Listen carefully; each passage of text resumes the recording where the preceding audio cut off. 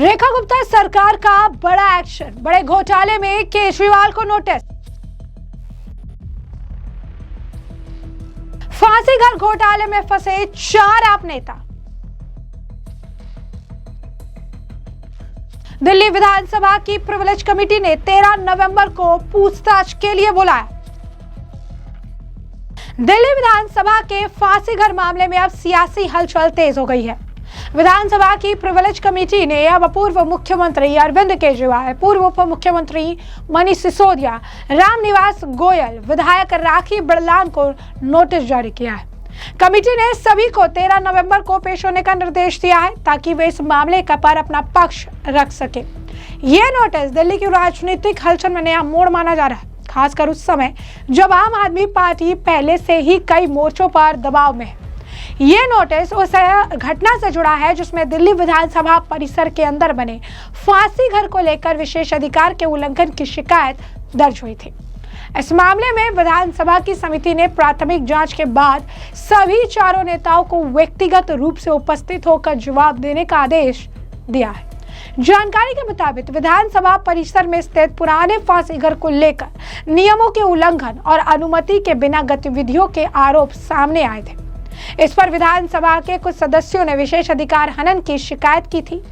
मामला विधानसभा की privilege committee को सौंपा गया, जिसने अब जांच को औपचारिक रूप से आगे बढ़ाते हुए नोटिस जारी कर दिया है। अरविंद केजरीवाल यानी पूर्व मुख्यमंत्री मनीष सिसोदिया, पूर्व उप मुख्यमंत्री रामनिवास गोयल, पूर्व विधानसभा अध्यक्ष और राखी बिड़लान आम आदमी पार्टी के विधायक, इन सभी को अब 13 नवंबर को समिति के सामने पेश होकर अपनी बात को रखने का मौका मिलेगा। जी हाँ, बिल्कुल सही सुना आपने। आप देख सकते हैं किस तरीके से कई सारे बड़े घोटाले, तमाम चीजें देखने के लिए मिली और अब एक फांसी घर का मामला भी सामने आ चुका है। विधानसभा की प्रिविलेज कमेटी किसी भी ऐसे मामले की जांच करती है जिसमें सदन या उसके सदस्यों के अधिकारों के उल्लंघन का आरोप हो। सुनवाई के दौरान अगर समिति को लगे कि किसी सदस्य ने विधानसभा की गरिमा या विशेष अधिकारों का हनन किया है तो उसके खिलाफ अनुशासनात्मक कार्रवाई की सिफारिश की जा सकती है। हालांकि इस मामले पर आम आदमी पार्टी की ओर से अब तक कोई आप कह सकते हैं स्ट्रॉन्ग प्रतिक्रिया देखने के लिए नहीं मिली। लेकिन इस मामले को लेकर सौरभ भारद्वाज ने भले प्रतिक्रिया दी है, लेकिन केजरीवाल सिसोदिया ने चुप्पी साध रखी है। राजनीतिक गलियारों में चर्चा जोर पकड़ चुकी है कि फांसी घर विवाद को लेकर आप नेताओं को विधानसभा में जवाब देना होगा, जो पार्टी के लिए एक नई चुनौती बन सकता है। आम आदमी पार्टी के नेता सौरभ भारद्वाज इस नोटिस को लेकर भड़के नजर आए। उन्होंने कहा कि राज्य में सरकारें बदलती है, एक राज्य का मुख्यमंत्री इस्तीफा देता है, दूसरी पार्टी का मुख्यमंत्री मंत्री नियुक्त कर दिए जाते हैं। हर जगह विधानसभाएं होती हैं, विधानसभाओं में समितियां होती हैं। क्या आपने कभी सुना है कि किसी विधानसभा समिति ने किसी पूर्व मंत्री या मुख्यमंत्री को समिति में बुलाया हो? ये अनसुना है और अगर भाजपा ये प्रथा शुरू कर रही है तो उसे तैयार रहना चाहिए कि उनके मुख्यमंत्री और मंत्रियों को उन राज्यों में भी ऐसी समितियों में बुलाया जाए जहां उनकी सरकारें बदल गई है। जरा सुनिए क्या कुछ और कहना है सौरभ भारद्वाज का।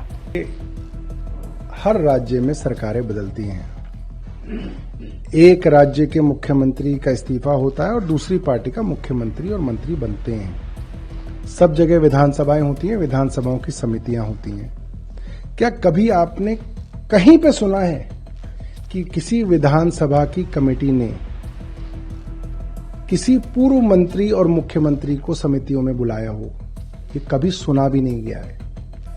और अगर भारतीय जनता पार्टी इस परिपाटी को शुरू कर रही है तो भारतीय जनता पार्टी तैयार रहे कि अन्य राज्यों में जहां पर इनकी सरकारें हटकर दूसरी सरकारें बनी हैं तो वहां पर भी इनके मुख्यमंत्री और मंत्रियों को ऐसी समितियों में बुलाया जाएगा।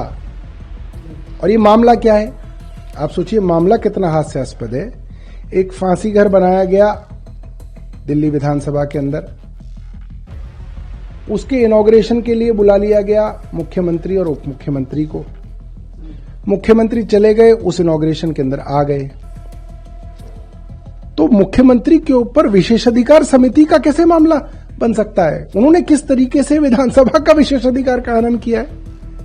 मतलब क्या प्रधानमंत्री ने जिन हाईवेज का उद्घाटन किया है और उस हाईवे के अंदर भ्रष्टाचार पाया जाए, अगर भ्रष्टाचार पाया जाए तो क्या प्रधानमंत्री को आप उसके अंदर भ्रष्टाचारी सिद्ध कर सकते हैं?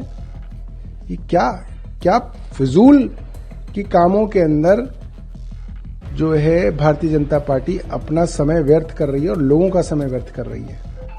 इनको लोगों ने वोट दिया है 2500 रुपये महीना देने के लिए, जो इन्होंने अभी तक नहीं दिया।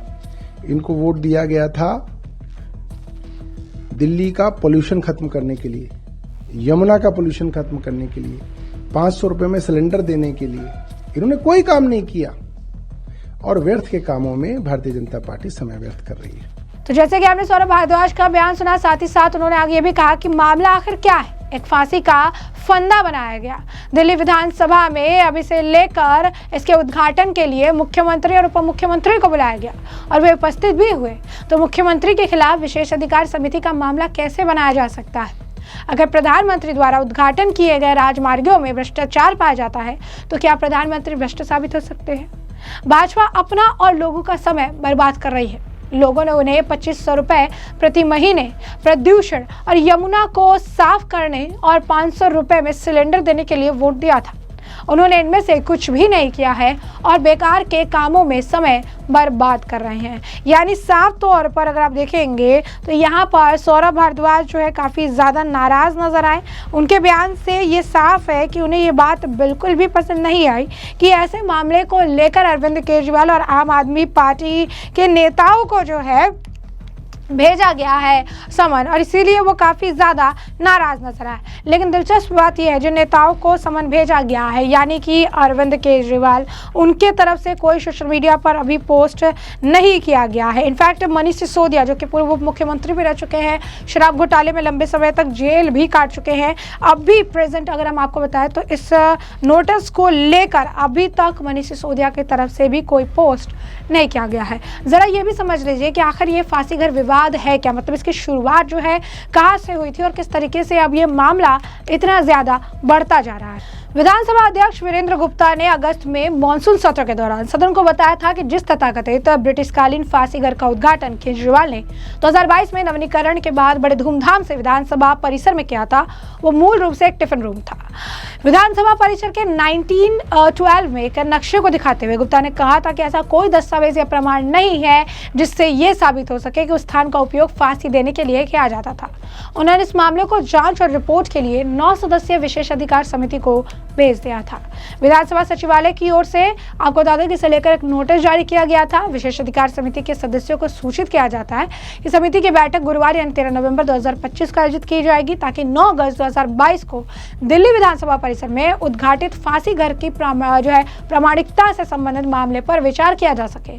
नोटिस की प्रतियां केजरीवाल, सिसोदिया, गोयल और विधानसभा के पूर्व उपाध्यक्ष राखी बल्लान को जो है भेज दी गई है। यानी आप समझ सकते हैं कि अब इस मामले में भी अरविंद केजरीवाल की मुश्किलें निरंतर बढ़ती नजर आएगी। सौरभ भारद्वाज का बयान तो आपने सुन ही लिया और हमने आपको बता दिया कि ये पूरा विवाद जो है किस चीज से जुड़ा हुआ है, पूरा ये मैटर जो है क्या है। आपको बता दें कि इससे पहले परवेज साहिब सिंह और तमाम बीजेपी के नेता भी इस मामले को लेकर टिप्पणी कर चुके हैं, जो है अरविंद केजरीवाल पर तमाम तरीके के आरोप लगा चुके हैं और ये भी बता चुके हैं कि ये जो हुआ है, जो बनाया गया है, ये भी गलत है। इस तरीके से जनता के पैसे का देखिए किस तरीके से एक बेवकूफ़ बनाने का काम जो है किया गया। तमाम तरीके की बयानबाजी की गई, तमाम तरीके की चीज़ें की गई और अरविंद केजरीवाल को जवाब देना होगा, ऐसा भी कहा गया था। तो ऐसे में हमने आपको जो पूरा मामला है विस्तार से बताया और इस पूरे मामले पर अब आपकी भी जो राय हो कमेंट सेक्शन में कमेंट करके ज़रूर से ज़रूर साझा करिएगा।